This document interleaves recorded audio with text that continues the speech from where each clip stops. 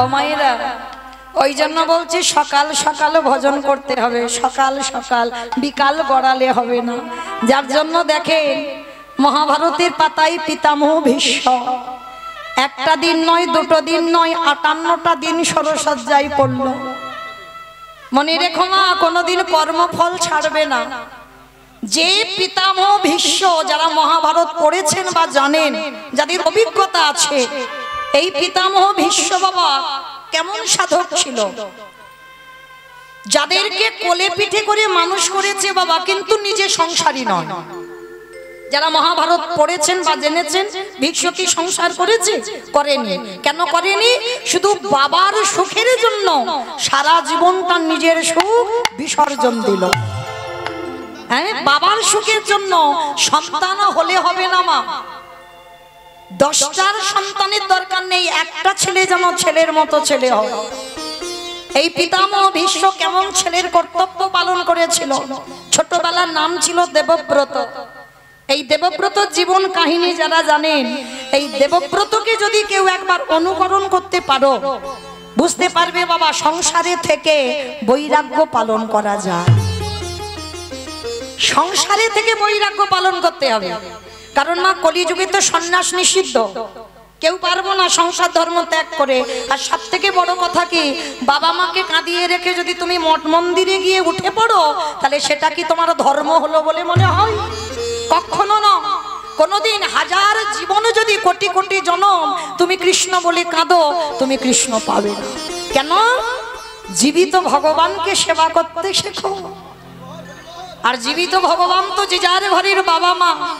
হ্যাঁ, তাহলে সেই বাবা মাকে কাঁদিয়ে যদি তুমি বাবাজি হয়ে যদি মঠে বাস করো, কোনোদিন তুমি কৃষ্ণ ভজনের অধিকার পাবে না। আগে জীবিত ভগবান সেবা করো, তারপরে তুমি ভজনের অধিকার পাবে। হ্যাঁ, যদি সেই বাবা মা কৃষ্ণ ভজনে বাধা দেয়, তাহলে তুমি ত্যাগ করো। সেই বাবা মাকে ত্যাগ করা বাঞ্ছনীয়। যেমন ত্রেতা যুগে ভরত করেছিল মা কৈকেয়ীকে ত্যাগ। ত্যাগ করেছিল কেন? ভজনে বাধা দিয়েছিল। রামকে 14 বছর বনে পাঠালো। তাহলে ওই রকম মাকে ত্যাগ করো। আর ত্যাগ করলে কোনোদিন তোমার ভজন নষ্ট হবে না, কোনোদিন অপরাধ হবে না। এমনকি শাস্ত্র বলছে বাবা, কৃষ্ণ রুষ্ট হলে গুরু রাখিতে পারে, আর গুরু রুষ্ট হলে কৃষ্ণ রাখিতে না। আমরা পাই, কিন্তু মনে রেখো, সেই গুরুদেবও যদি কৃষ্ণ ভজনে বাধা দেয়, সেই গুরুকে ত্যাগ করে দাও। শাস্ত্র বিধান দিয়েছে কি বাবা? বলি রাজা শুক্রাচার্যকে ত্যাগ করেনি, বামন রূপী ভগবান এসেছিল। তাহলে এইগুলো অনুভব করতে হবে। যদি বড় দাদা হয়ে ছোট ভাইকে কৃষ্ণ ভজনে বাধা দেয়, সে ভাইকে দাদাকে ত্যাগ করে দাও। দিয়েছিল না বিভীষণ? রাবণের চরণ ত্যাগ করলো, রামের চরণে ছুটে গেল, সবকিছু লঙ্কা ত্যাগ করে দিল চিরজনমের মতো। তাহলে গ্রন্থ বলছে, যদি কৃষ্ণ ভজনে সে যে কেউ হোক, এতে তোমার অপরাধ হবে না। কিন্তু বাবা মা যদি রাজি থাকে, কৃষ্ণ ভজন কর আমার কাছে বসে, তা সত্ত্বেও যদি তুমি বাবা মাকে ত্যাগ করে দিয়ে মঠ মন্দিরে গিয়ে বসবাস করো, তাহলে তোমার কোনো জীবনে কৃষ্ণ ভজন হবে না, হতে পারে না। তো আজকে লক্ষ্য করে দেখেন বাবা, এই পিতামহ ভীষ্ম সংসারে থেকে বাবা বৈরাগ্য পালন করেছিল। মানে কোলে পিঠে করে ওদের 100 জন ভাই, এদের 5 ভাই কোলে পিঠে করে মানুষ করেছে। মানে দাদু হয়ে যে কাজগুলো করে ভীষ্ম করেছিল। কিন্তু সেই ভীষ্ম সংসারে থেকে বৈরাগ্য কিরকম পালন করতে হয় মা, শিখে নাও। আমি বলে যাই চরণ ধরে, সংসারে আছো তো? আমরা এখানে অনেকে সংসারী, আমিও সংসারী। সংসারে থেকে বৈরাগ্য কিরকম না, বিষয়েষু অনাসক্তি, বিষয়ের প্রতি আসক্তি থাকবে না। ভালো করে মনে রাখবেন মা, কোন বিষয়ে যেন আসক্তি না থাকে। বিষয় বলতে কি শুধু জায়গা জমি গাড়ি বাড়ি এইগুলো বিষয় না। মহাপ্রভু এই বিষয়ের কথা বলেনি। আমরা মহাপ্রভুর পথ কেউ অবলম্বন করতে পারছি না, সবে নিজেদের মন গড়া কথা বাবা, নিজেদের মন গড়া কথা মেনে চলছি। মহাপ্রভু বলছে বিষয় ত্যাগ করতে হবে। কোন বিষয়? জায়গা জমি টাকা পয়সা গাড়ি বাড়ি এ বিষয় নয়, এই দেহের 10 ইন্দ্রিয়ের বিষয়। রাধে দেহতত্ত্বে আসে, এই দেহের অন্তরের ভিতরের কথা জান। যেদিন তোমার জিহবার বিষয় চলে যাবে, মনে রাখবেন মা, যেদিন তোমার লালসা চলে যাবে, দেখবেন অনেক অনেক বাড়িতে হয় বাবা, স্বামী হয়তো এক সপ্তাহ বাইরে কাজ করে বা এক সপ্তাহ ভালো রান্না বান্না হয় না, কিন্তু রবিবারটা যদি আসে, আমি আর বলবো না, সবাই জানে, এইটার বলবো না, এই যে ভালো মন্দ রান্না করে এইটুকু বলতে পারি, রবিবার এলো তো ভালো মন্দ রান্না করে খাওয়া হবে, এটা হয়, অনেক বাড়িতে হয়। আমি বারণ করছি না যে করো না, করো, কিন্তু মনে রেখো যেদিন তোমার এই লালসাটা জিহ্বার চলে যাবে, কলির মানুষ অন্নগত প্রাণ, একটু আলু সিদ্ধ অন্ন, মানে অন্ন যদি না দিই তো হরিবল হয়ে যাব, কোন রকমে প্রাণটা ধরে রাখবার জন্য, কৃষ্ণ ভজনের জন্য শুধু একটু অন্ন পেলেই হবে, যে এটা খাবো ওটা খাবো সেটা খাবো, এইটার লালসা যেন তোমার মধ্যে না থাকে। যেদিন তোমার এই লালসা চলে যাবে সেদিন বুঝবে তোমার জিহ্বার বৈরাগ্য হয়ে গেল।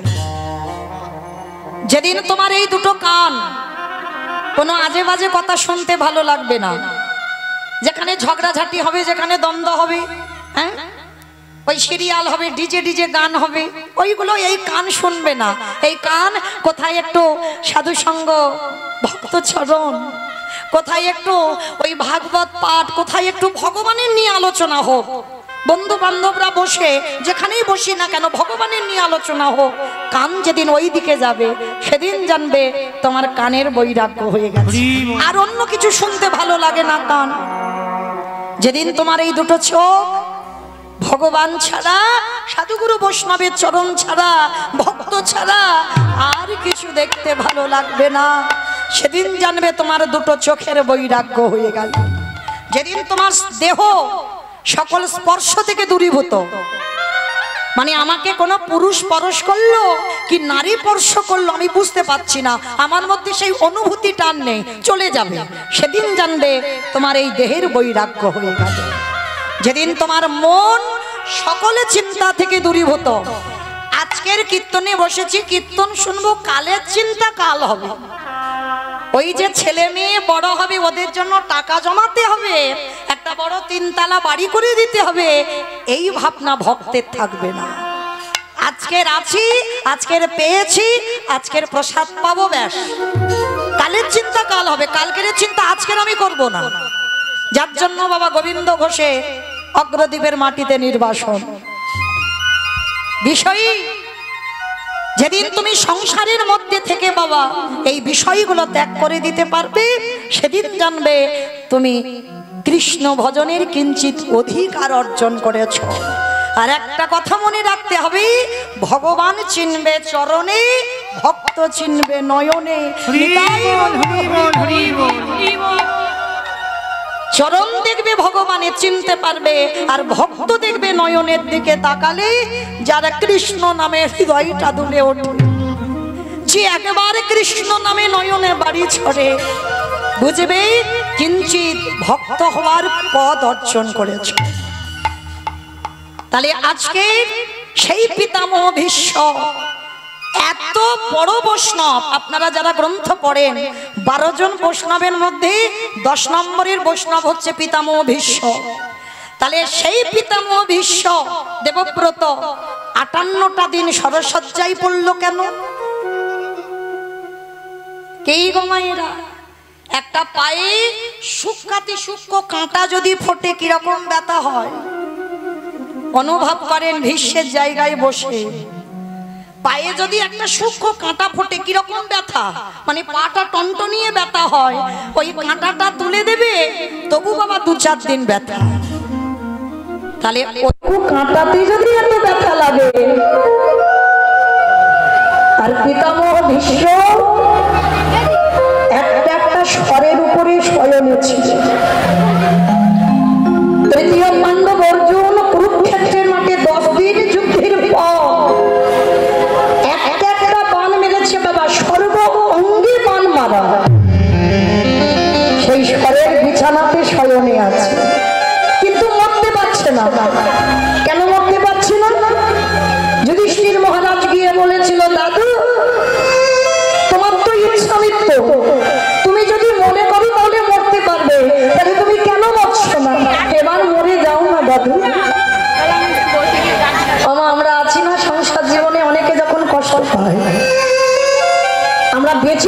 শ্রাদ্ধ করে দিই, এই না তারা সৃষ্টি করে দিই, যাতে মানুষটার কষ্ট না পায়, তাড়াতাড়ি মরে যায়। আত্মীয় পরিজন না এসে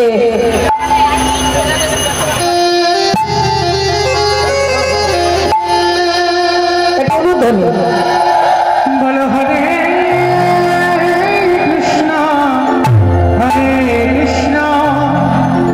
কৃষ্ণ কৃষ্ণ হরে হরে হরে রাম হরে রাম রাম রাম হরে হরে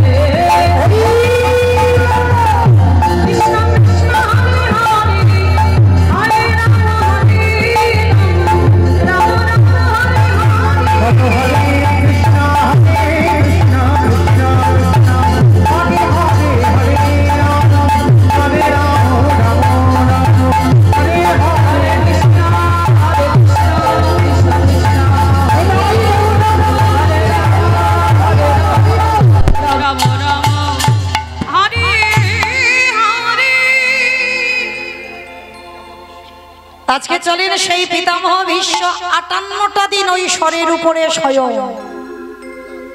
তাহলে এইবার অনুভব করে দেখেন মা, পিতামহ ভীষ্মের মতো ব্যক্তি কি এমন অন্যায় করলো যার জন্য এত শাস্তি পেতে হলো?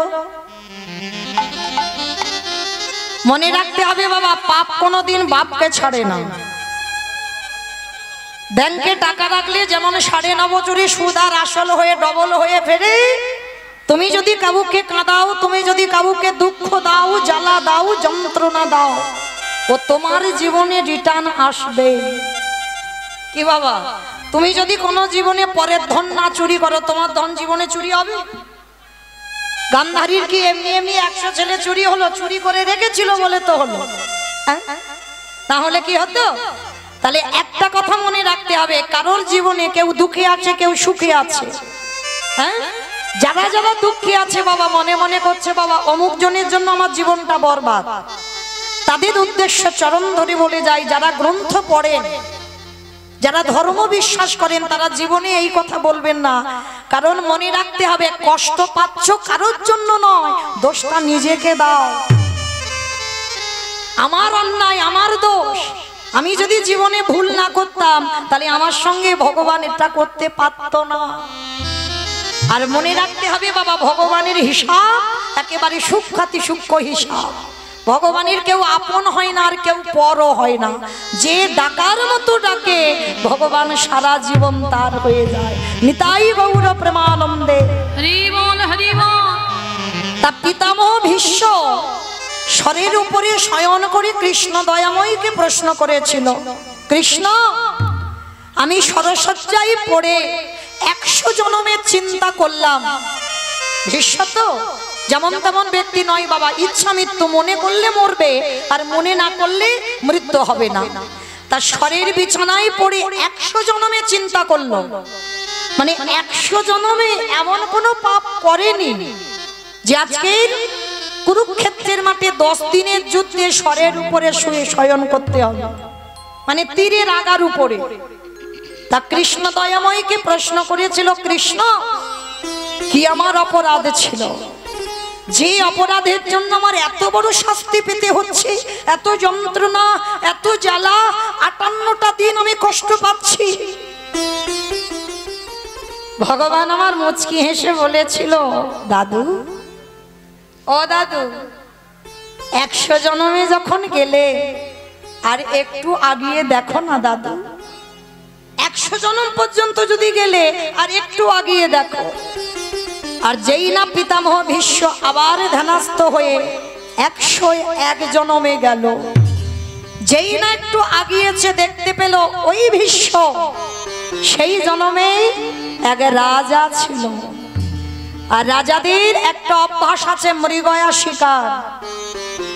ওই ভীষ্ম যে জনমে রাজা ছিল, মৃগয়া শিকার করতে গেছে, হঠাৎ দেখে না বাবা রাস্তায় একটা বিষধর সাপ। ভালো করে আস্বাদন করবেন মা, এইগুলো শোনার পরে না যদি কোনো কুকর্ম করতে যাও বাবা, পাটা 10 বার পিছনে আসবেই, যদি কেউ একবার জানে এগুলো। তা যেই না সাপটা পড়ে আছে, রাজা মনে মনে চিন্তা করলো, এই সাপটা রাস্তায় পড়ে আছে, যদি কারোকে দংশন করে। রাজা এক ভেবে করলো, কিন্তু সাপটা তো কোনো অন্যায় করেনি, কারণ তার তো আর খাট পালঙ্ক শ্বেত পাথরের ঘর করে দেয়নি ভগবান, তাকে বনে জঙ্গলে আশ্রয় দিয়েছে, রাস্তাঘাটে আশ্রয় দিয়েছে, সে কোনো অন্যায় করেনি। সাপ সাপের ধর্ম করেছে, কিন্তু রাজার ধর্ম তো ওটা নয়। রাজা কি করেছিল, তীরের আঘাতে করে সাপটাকে তুলে একেবারে দূর করে ছুড়ে দিয়েছে। আর যখনই ছুড়ে দিল, একটা ফণি মনসার গায়েতে সাপটা পড়ে গেল। আমাইরা ফণি মনসা বলো তো, না কি বলো? আমরা ফণি মনসা বলি। ফণি মনসা, বেশ, কারণ সব জেলার ভাষা তো এক নয়, ওই জন্য জিজ্ঞেস করলাম। তা এই ফণি মনসার যারা দেখেছেন, গায়ে হাজার হাজার কাঁটা, ছোট ছোট কাঁটা ভর্তি, মানে তুমি যে গাছটাকে কোথায় ধরবে তুমি জায়গা পাবে না, এত কাঁটা। আর সেই কাঁটা গাছে ফেলে দিল সাপটাকে। আর যদি বাবা কেউ কাঁটাতে আটকে যায়, সঙ্গে সঙ্গে কি মৃত্যু হয়? সাপটা বাঁচবার জন্য যত নাড়াচাড়া করছে, ওই একটা একটা করে কাঁটটা তত ভিতরে চলে যাচ্ছে। অসহ্য যন্ত্রণা সাপটা, এত যন্ত্রণা হচ্ছে, এত জ্বালা, রক্ত মাটিতে ঝরে ঝরে পড়ছে। সাপটা তখনই কেঁদে কেঁদে বলল, প্রভু কি এমন অপরাধ করেছিলাম, কি এমন দোষ আমি করেছিলাম যে দোষের জন্য আজকের আমার এত বড় শাস্তি পেতে হচ্ছে। বলতে পারো আমার অন্যায়টা কি? আমি তো আমার ধর্ম পালন করেছি, আমি তো অধর্ম করিনি। কিন্তু ওই রাজা করেছে অধর্ম, আমি ওকে ছেড়ে দেব না। আমি ওকে এই মুহূর্তে অভিশাপ দিলাম। আজ আমি যেমন আমার সর্বাঙ্গ থেকে রক্ত ঝরে ঝরে মাটিতে পড়ছে, আমার সর্ব অঙ্গে যেমন কাঁটা বিধিগ্নি আছে, আমার প্রত্যেকটা অঙ্গ জ্বালা যন্ত্রণা হচ্ছে, ওই রাজাকে অভিশাপ দিলাম। আমি ক্ষুদ্র প্রাণ হতে পারি আমার, আমি যদি সত্যি ধর্ম পালন করে থাকি, আমি যদি অধর্ম না করি, আমি অভিশাপ দিলাম রাজন, তোমাকে আমার মতো করে এইভাবে কাঁটার উপরে পড়ে আমার মতো যন্ত্রণায় ছটফট করতে হবে হবে হবে। পিতামহ ভীষ্ম দেখা মাত্র চমকে উঠল, কৃষ্ণ পেয়েছি পেয়েছি আমার অপরাধের খবর। আজ আমি বুঝতে পারলাম কেন আজকের আমার এই দুর্দশা।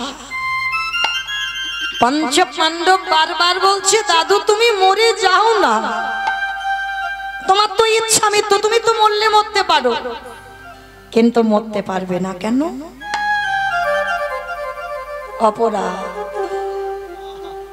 দেখবেন বাবা, কেউ যদি যৌবনকালে শক্তি থাকতে অপরাধ করে ফেলে, সেই অপরাধ কবে মনে পড়ে? যেদিন মৃত্যুকালে বিছানায় পড়বে। এ হবেই, আমার কথা মিলিয়ে নেবেন মা। জীবনে কেউ যদি ঘোর অন্যায় করে থাকো, যেদিন মৃত্যু শয্যায় পড়বে, সেদিন ওই বিছানাতে পড়ে মনে মনে করবে যে আমি এই সময় এই অপরাধটা করে ফেলেছি। ভীষ্ম 58টা দিন হিসাব করছে কোন কোন অপরাধের ফল। সেই বাবা অম্বার সঙ্গে চালাকি করেছিল, তারও ফল। অম্বা অম্বালিকা অম্বিকা, এদের একটা কাহিনী আছে। যাক বাবা, ওদিকে যাব না, গেলে আর ফুরাবে না। এটাই মহাভারত বাবা। বলতে বলতে বাবা একটা একটা করে এমন জুড়ে যায় যে শেষ করা যায় না। তো যাই হোক, সারা রাতে ফুরাবে না। তাহলে সেই যে একটা একটা করে পাপের অনুতপ্ত হচ্ছে আজকে। তা যুধিষ্ঠির প্রশ্ন করেছিল, দাদু তুমি কেন মরবে না? বলে সব থেকে অপরাধ আমি আমার দ্রৌপদীর কাছে করে ফেলেছি। সব থেকে অপরাধ দ্রৌপদীর কাছে করেছিল দাদু ভীষ্ম। কি অপরাধ করেছিল বাবা আপনারা তো জানেন। যেদিন পাশাকালায় হেরে গেল, হ্যাঁ সেদিনই তো প্রথমে দাদুর কাছে সাহায্য চেয়েছিল, করেনি। তখনই দ্রৌপদী বলেছিল, দাদু আমার চোখের জল একদিন তোমার শরীরের রক্ত হয়ে পড়বে। আজ বাড়ির কুলবধূর লজ্জা চলে যাচ্ছে, তুমি কিছু করতে পারছো না। আজকে সেই পিতামহ ভীষ্ম আজকের অনুতপ্ত হচ্ছে বিছানায় পড়ে, আর বিছানায় পড়ে বলছে, যুধিষ্ঠির এইবার আমি সিদ্ধান্ত নিয়েছি দেহ ত্যাগ করব, কিন্তু জানো যার আসবার কথা ছিল সে আসে। আমার সে কে গো? ভগবান কৃষ্ণ। ও ভগবান কৃষ্ণ তো সবার গো। আপনারা জানেন 5 বছরের ছেলে প্রহ্লাদকে কত রকম করে মারার চেষ্টা করেছিল মা, পেরেছিল মারতে? পাগলা হাতির পায়ের তলায় ফেলে দিল, জ্বলন্ত আগুনে ফেলে দিল, বিষধর সাপের মুখে ফেলে দিল। শেষে বাবা সিদ্ধান্ত নিয়েছিল ওর মা মারবে ছেলেকে। কি মায়েরা কাহিনীটা জানেন তো? হিরণ্যকশিপুর বলেছিল কয়াধুকে ডেকে, কয়াধু সত্যি করে বলবে তুমি কাকে বেশি ভালোবাসো? আমার এই জায়গাটা একটু শুনবে। হিরণ্যকশিপুর কয়াধুমাকে বলেছিল কাকে বেশি ভালোবাসো, আমাকে না তুমি তোমার ছেলে প্রহ্লাদকে? আচ্ছা মা, আমি আপনাদের জিজ্ঞেস করি, বলেন তো কাকে বেশি ভালোবাসেন, ছেলেকে না স্বামীকে? দুজনকে, ওটা মন রাখা কথা। দুজনকে বললে তো হবে না, একটাই বলতে হবে। বলো ছেলেকে। বাহ, আমার বাবা ঠাকুর বললেন ছেলেকে। কি গো মায়েরা, যে মা দিল ব্যথা সে মা রইল কোথা? হ্যাঁ, বেশিরভাগ মা বলবে ছেলেকে বাবা। এখানে এতগুলো আমরা মা আছি, আমিও একজন মা, তাহলে আমরা বলবো ছেলেকে। কিন্তু কয়াধুমা এক বাক্যে বলেছিল আমি আমার ছেলে নয়, আমি আমার স্বামীকে ভালোবাসি। আচ্ছা মা বলতে পারবেন যেটা আমরা বলছি সেটা কয়াধুমা বললো না কেন? প্রহ্লাদ যার জীবন ছিল, যার প্রাণ ছিল, সেই কয়াধুমা বলল আমি আমার ছেলের থেকে হিরণ্যকশিপুরকে বেশি ভালোবাসি। কেন বলল? কয়াধু তো সতী নারী ছিল গো। হ্যাঁ, কয়াধু জানতো যে ছেলেকে পাগলা হাতির পায়ের তলায় বেঁধে দেয়, যে ছেলের মৃত্যু হয় না, যে ছেলেকে জ্বলন্ত আগুনে ফেলে দেয়, সে ছেলের মৃত্যু হয় না। যে ছেলেকে পাহাড় থেকে ফেলে দেয়, যার মৃত্যু হয় না। যে ছেলের বিষধর সাপের মাঝখানে ছেড়ে দেয়, ছেলে মরে না।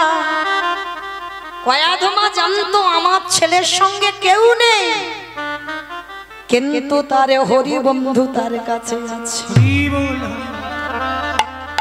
কেমন মা দেখো, কেউ নেই আমার ছেলের সঙ্গে, আমি নেই, ওর বাবা নেই, যারা কেউ নেই, কিন্তু তার হরি বন্ধু তো আছে।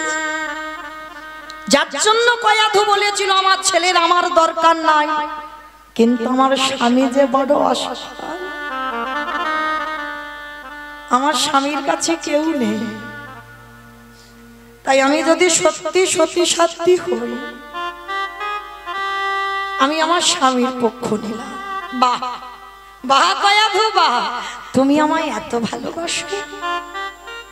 তবে কয়াধু, তুমি যখন এত ভালোবাসো, যাও তোমার প্রহ্লাদ 3 দিন খাইনি, তুমি একটু খাইয়ে দিয়েছো। স্বামী, তুমি তো আমার প্রহ্লাদ হরিনাম করেছে বলে তাকে কারাগারে বন্দি করেছো, আর তুমি বলছো আমি আমার প্রহ্লাদকে খাওয়াতে যাব। হ্যাঁ, আমার আজকের একটু কষ্ট হলো, ছেলেটা 3 দিন 3 রাত তো কিছু খাইনি। যাও তুমি খাইয়েছো। কি দিয়েছে? স্বামী নাড়ু তৈরি করেছে, এই নাও তোমার প্রহ্লাদকে খাইয়েছো। স্বামী, এই নাড়ু তুমি কি দিয়ে বানিয়েছো? শোনো কয়াধু, এই নাড়ুর বাইরে আছে মাখন, আরে ভিতরে আছে কালকুট বিষ। চিৎকার করে বলল স্বামী, চুপ করো, চুপ করো স্বামীও কথা বলো না। আমি মা, আমি মা হয়ে আমি কি করে আমার ছেলেকে বিষ খাওয়াবো? কয়াধু, এই না তুমি বললে তুমি আমারে বেশি ভালোবাসো, আর আমারে যদি বেশি ভালোবাসো তাহলে আমার আদেশ, তুমি এক্ষুনি তোমার ছেলেকে বিষটা খাইয়েছো।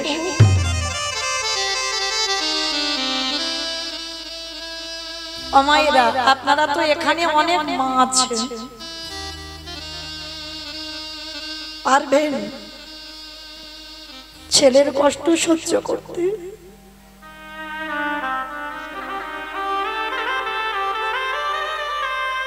ছেলে যদি অসাদ খেতে বিষ খায়, দেখা যায় কোন মা খাবারের সঙ্গে বিষ মাখিয়ে ছেলেকে খাওয়াতে পারে?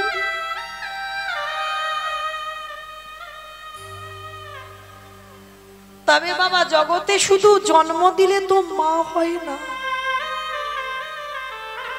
এইটা খেয়াল রাখতে হবে। জন্ম দিয়েছো মানে মা নয়, তোমার মধ্যে মাতৃত্বটা আছে কিনা সেটা জানতে হবে।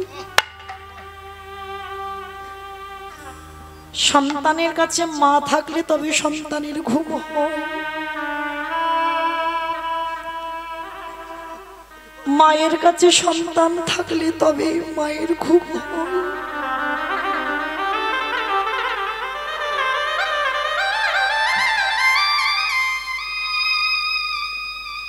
এই মা এমনই একটা বস্তু বাবা, যার মা চলে যায়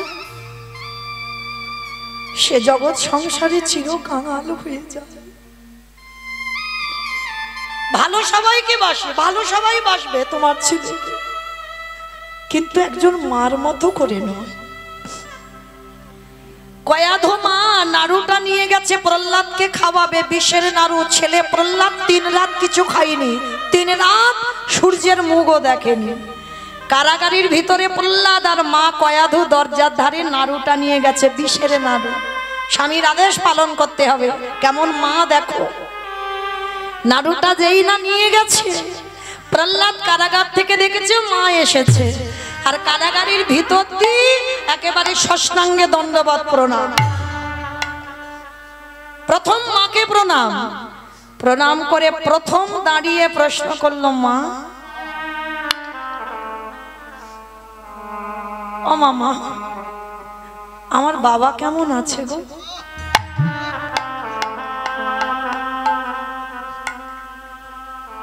বলো না মা, আমার বাবা কেমন আছে?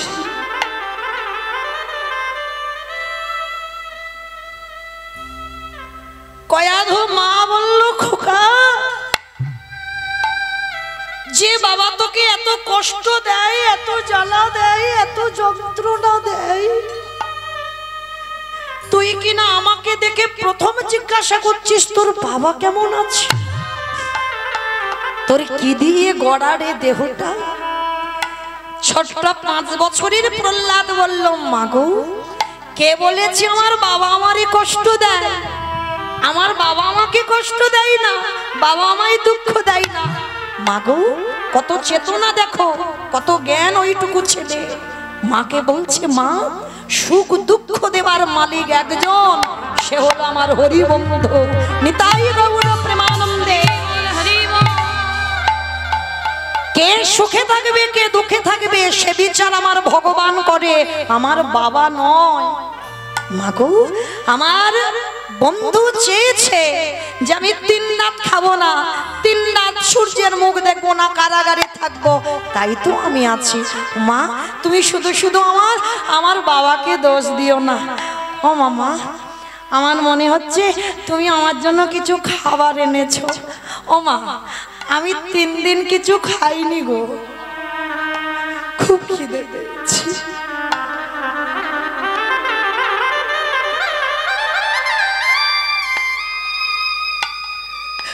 দাও না মামাই কিছু।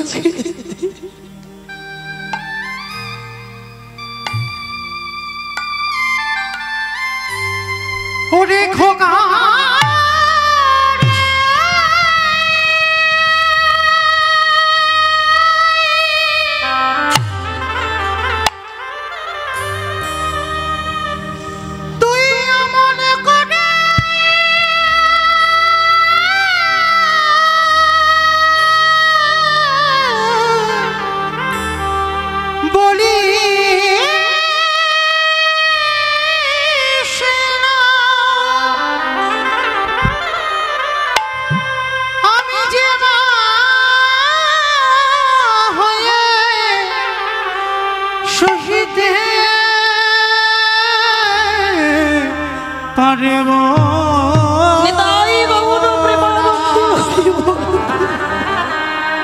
ওরে খোকা রে বলি স্নানে দাও না মা, আমার খুব খিদে পেয়েছি, আমার বেশি দিতে হবে না, আমি একটা নাড়ু খাবো আর জল খেলে হয়ে যাবে। ও মা, একটা নাড়ু দাও না। না না বাবা, না, ও কথা বলিস না, আমি দিতে পারবো না এই নাড়ু। ও মা, আমার তো বড্ড খিদে পেয়েছি, কতদিন হয়ে গেল আমি কিছু খাই।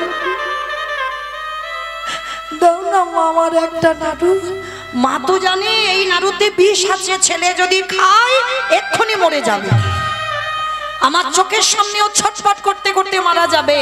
মা দিতে চাইছে না, আর মা যখন দিতে চাইছে না, জোর করে প্রহ্লাদ ভিতর থেকে ওই একটা বিষের নাড়ু হাতে করে তুলে, আর যেই না তুলে নিয়েছে, কারাগারে কয়াধু মামার অচৈতন্য হয়ে পড়ে গেল।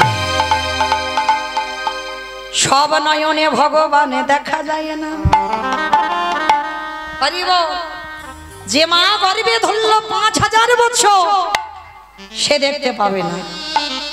এতক্ষণ মার জ্ঞান ছিল বলেই তো আমার ভগবান আসতে পারছিল না।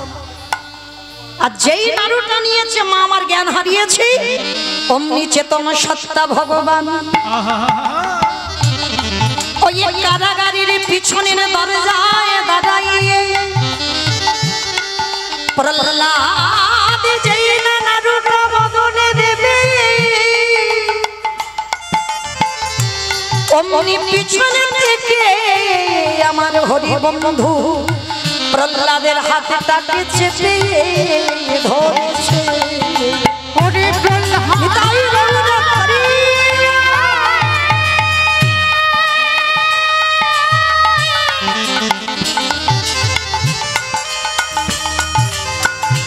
ওরে জগতে সবাই ভালোবাসে বটে, কিন্তু তোর মতো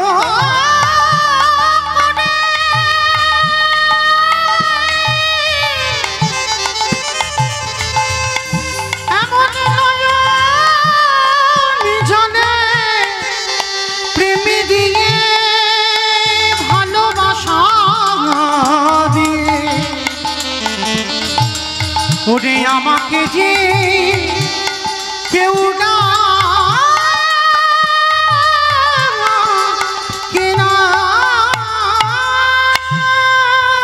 মুখে দিতে যাবে, হরিবন্ধু পিছন থেকে হাতটা চেপে ধরেছে। একা খাচ্ছিস যে বড়, আমায় দে। কে গো তুমি? কোনোদিন তো কারাগারে দেখিনি তোমায়। দেখবি কি করে? তুই 3 দিন খাসনি বলে আমিও তো 3 দিন খাইনি। সে কি? ছোট ছেলে বুঝতে পারলো না, ধরতে পারলো না। আমি অন্যায় করেছি, হরিনাম করেছি বলে বাবা কারাগারে রেখেছে। তা তুমি কি করেছো অন্যায়? তুমি যে 3 দিন খাওনি। তুই খাসনি বলেই তো আমি খাইনি। ভক্ত যেদিন সেবা দেয় সেদিন প্রসাদ পায়, ভক্ত যেদিন না দেয় সেবা উপবাসে যায়। আমি যে ভক্ত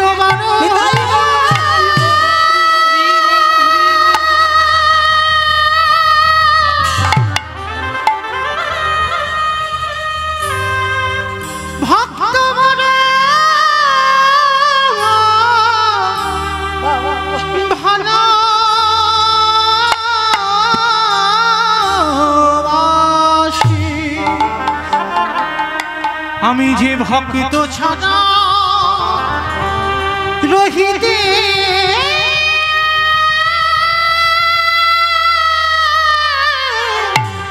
না।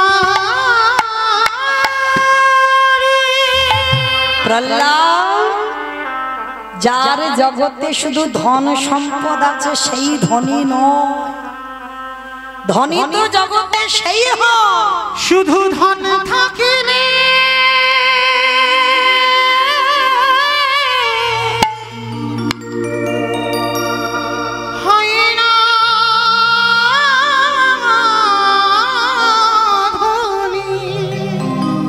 সম্পত্তি আছে, টাকা পয়সা আছে, সে ধনী নয়। কৃষ্ণ ধান যার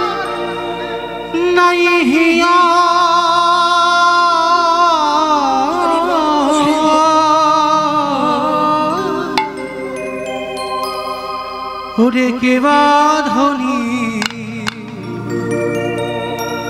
কেবা গরিব বুঝা বড় দায়ে মনের কেবা ধনী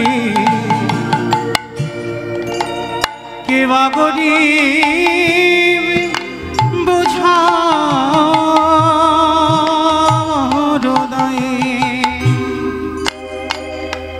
কৃষ্ণ ধান যা ভরা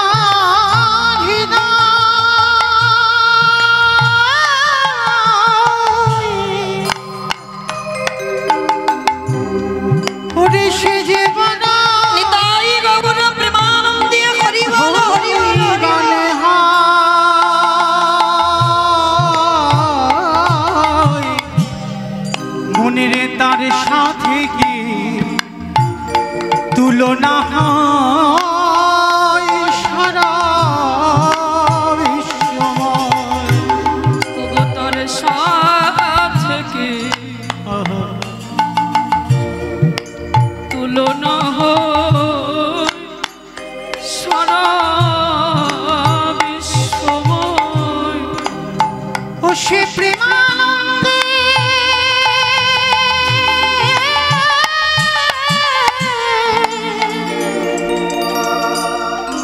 ভেসে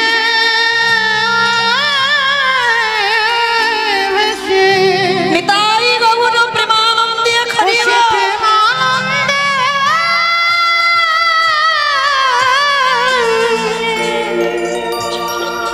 ভেসে ভেসে মহানন্দে ঢেউ খেলা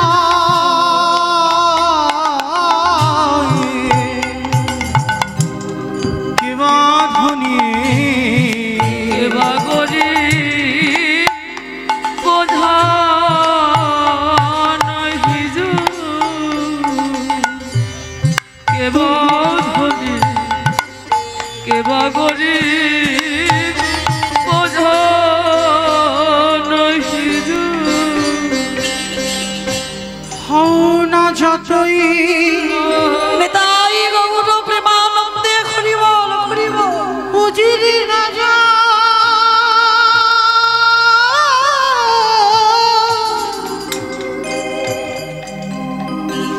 ওই শ্মশানে ঘাটে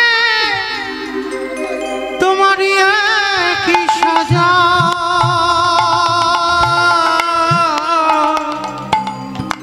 ও তুই বুঝবি সেদিন তোরে কেমন মজা তারে দুনিয়ায়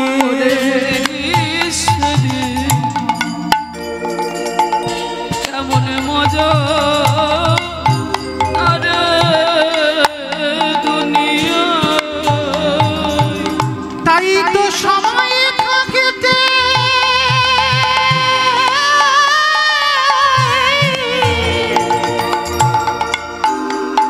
একেবারে প্রেমানন্দে তাই সময় থাকতে নিতাই গৌর হরি বল হরি বল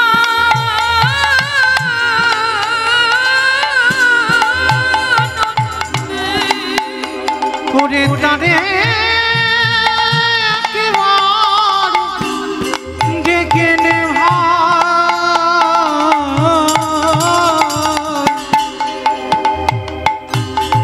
কেবা ধনী কেবা গরিব বোঝা নাহি যো ওরে মা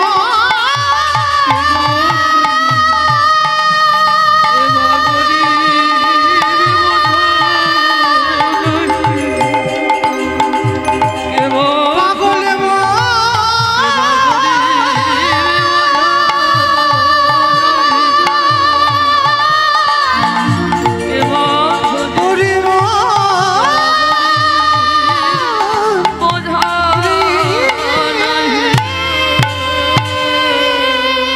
আজ নয়নের জলে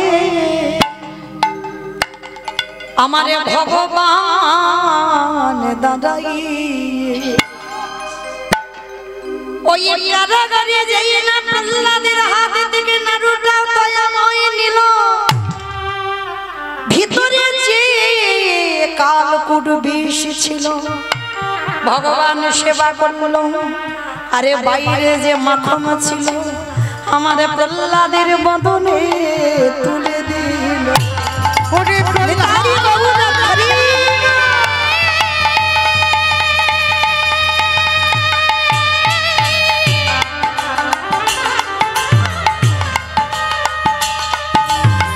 যে জনে একেবারে ডাকারে মতো করে ডাকিতে পারে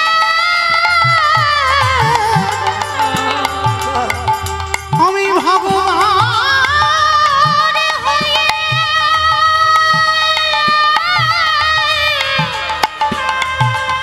সেই ভক্তের কাছে না এসে কি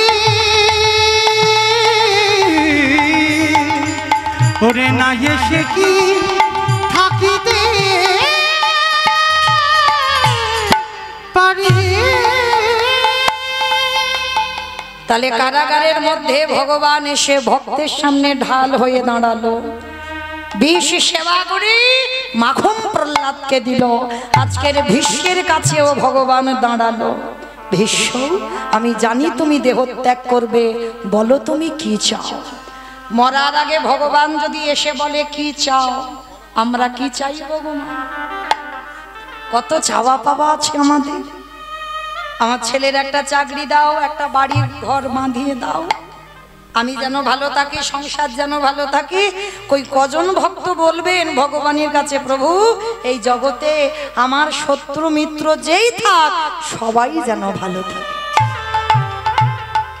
এই রকম ভক্ত জগতে দুর্লভ ভজনের পথে নামতে গেলে আগে সবার ভালো চাও তোমার একার ভালো নয় আমি কষ্ট পাই কিন্তু জগতে সবারই যেন ভালো হয় আজকে সেই ভীষ্ম বলল প্রভু মৃত্যুর সময় একবার তোমাকে সেই রূপে আমি দেখতে চাই কোন রূপে বৃন্দাবনের কৃষ্ণ রূপে না দ্বারকার কৃষ্ণ রূপে না তাহলে মথুরার কৃষ্ণ রূপে না তাহলে কোন রূপে হে দয়াময় যদি একান্ত আমার সামনে তুমি দাঁড়াতে চাও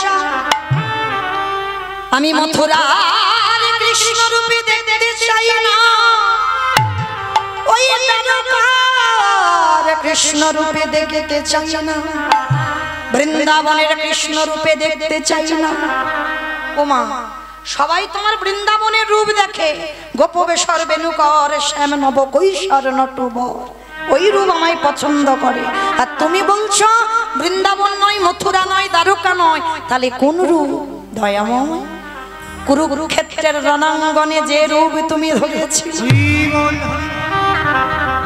ভীষ্ম তুমি কুরুক্ষেত্রের রূপ দেখবে আমি অর্জুনের সারথি হয়েছিলাম ওই রূপ বলে হ্যাঁ হে দয়াময় সত্যতা পরিতে গেলাম ভক্ত ভগবানের চরণ তলে বসল কিন্তু কুরুক্ষেত্রের রণাঙ্গনে অর্জুনের সারথি হয়ে যখন দাঁড়ালে তুমি নিচেতে দাঁড়িয়েছিলে তোমার মাথায় ছাতা ছিল না কিন্তু অর্জুন উপরে রথে বসেছিল অর্জুনের মাথায় ছাতা ছিল আমারে যেন সাক্ষাতে তোমাকে দেখে মনে হলো তুমি ভগবান হয়ে ওই ভক্তের চরণ তলে বসে আছো নিতাই গৌর হরি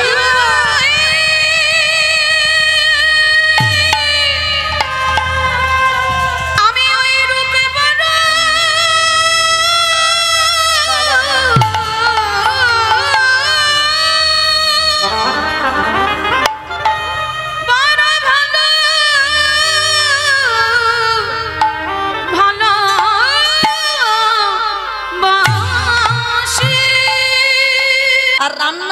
গরু বাছুর পালতে সময় শেষ কখন করব ভজন কিন্তু যাদের জন্য তুমি ভজন ভুলছো না, ওরা তো কেউ তোমার সাথী নয়, কেউ তোমার শেষের দিনে যাবে না। শেষের দিনে যাবে বাবা তোমার কর্মফল। এইটা লক্ষ্য করবেন মা, কর্ম তোমার কোনোদিন ছাড়বে না।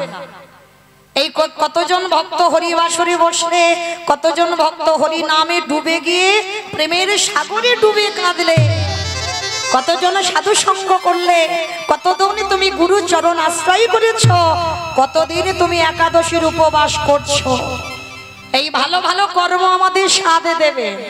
তবে মায়েরা, আমি মৌমিতা একটা গ্যারান্টি দেব, এটা আমার গ্যারান্টি, ওটা তোমার সাথে যাবে, কেউ যাক না যাক, কর্ম তো যাবে আর একজন সাথে যাবে। কে জানি না আপনাদের এটা নদিয়া তো, বাহ, বড় ভাগ্যবতী, বড় ভাগ্যবান।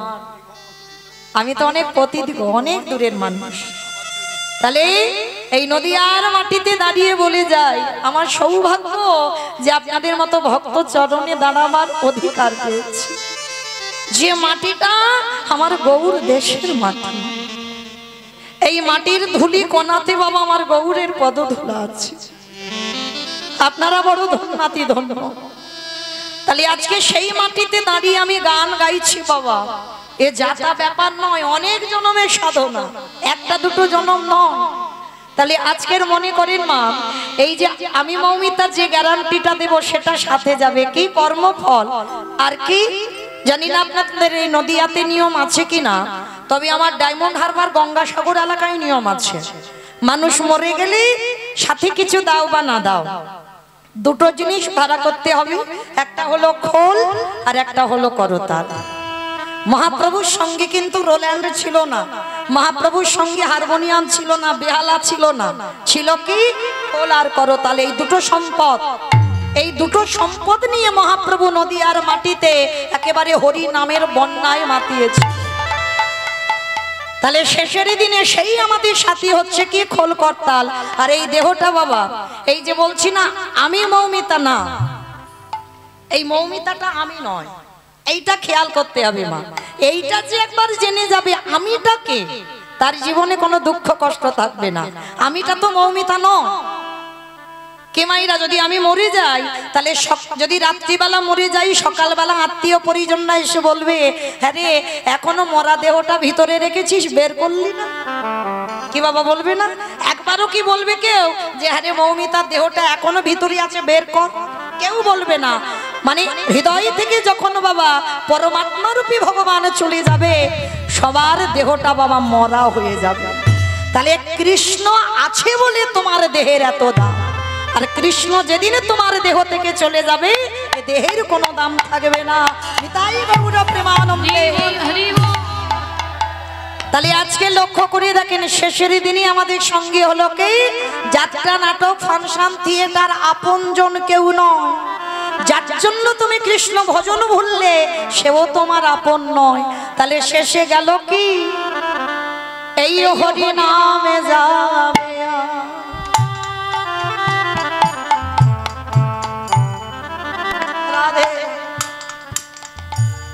আমাদের পচা দেখো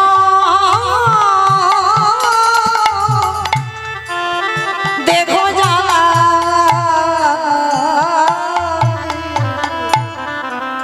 যেদিন তুমি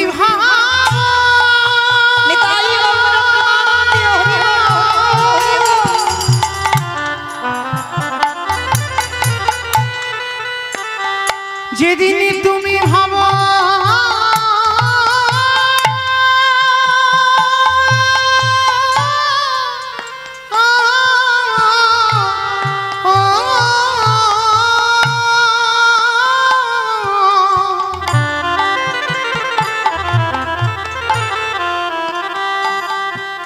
যেদিন তুমি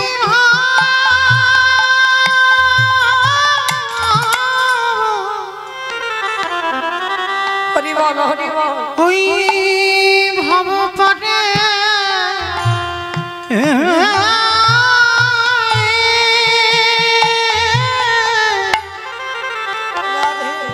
পরে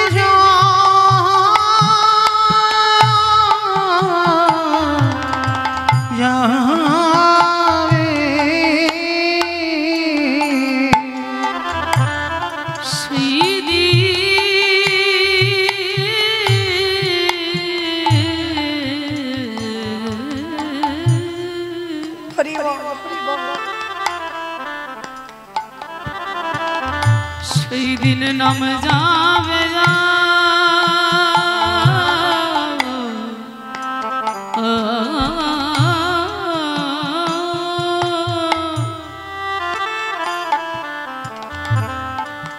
এই পচা দেহ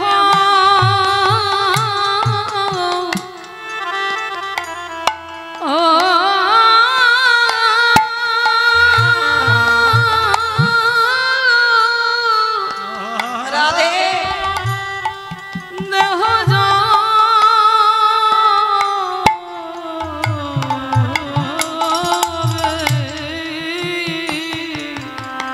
ও ভাই সেদিন তোমার সঙ্গের সাথী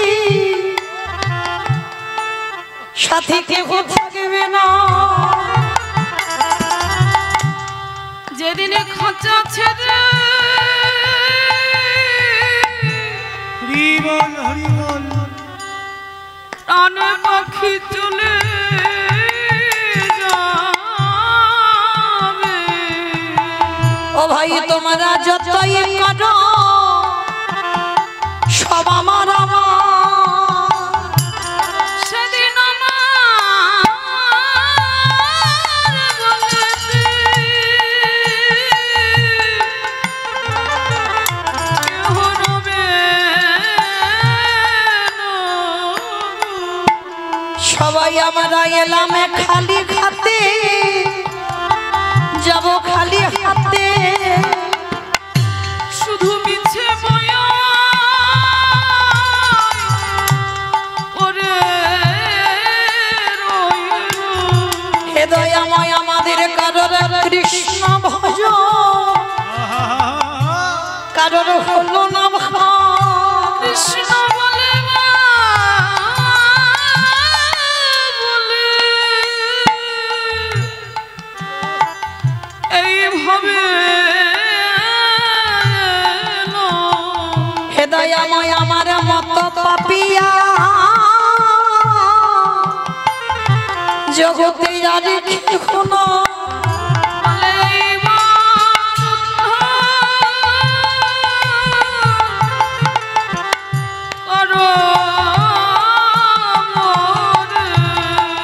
তোমারে ওই চরণে আশ্রয় নিলাম।